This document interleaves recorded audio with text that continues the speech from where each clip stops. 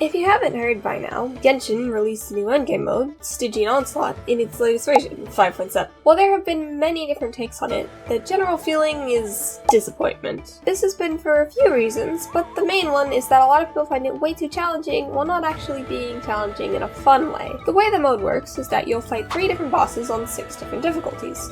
The first 3, easy, medium, and hard, are quite easy and most players won't struggle at all. But the next 2 are quite difficult, and the final one, Dire, is almost impossible for anyone without C6 characters. Some people are just starting to manage to beat it without C6 5 stars, or at least with their main DPS is not a C6, but they still need C6 4 stars, supports, and absolutely insane builds. Don't get me wrong, challenging modes can be a lot of fun.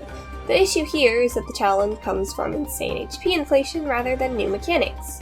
The bosses in the harder difficulties of Stygian Onslaught do indeed have new mechanics, but unfortunately that's overshadowed by the insane HP inflation. For example, the Hydro Tulpa on Dire difficulty has 17 million hit points compared to its level 90 Overworld variant, which has just over 1 million hit points. Now don't get me wrong, HP inflation isn't new, it's been in Spiral Abyss for quite a while, but it does contribute to my main point in this video, and that is Stygian Onslaught's lack of replayability. Like I said earlier, the mode consists of 3 bosses with 6 difficulties. This in theory means you should fight each boss at least 6 times, or 18 fights in total. However, for most players, this won't be the case. The first 3 difficulties are unlocked by default, allowing you to choose difficulty 3, hard, from right when you unlock the mode. That means that for those who can beat hard, there's a good chance you will never play the prior difficulties, as clearing hard gives you the rewards for those prior difficulties, giving you no incentive to go back and do them.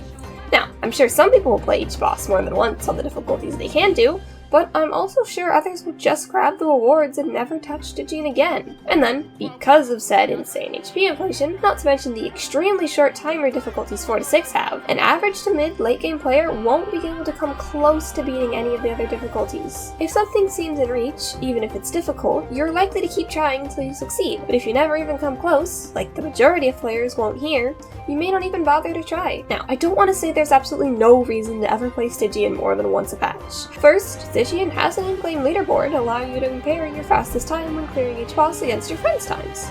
Secondly, and this is what I'd say adds the most replayability, is the fact that you can farm artifacts from almost any domain, and Stygian even gives you bonus artifacts that you wouldn't get from the artifact's original domains.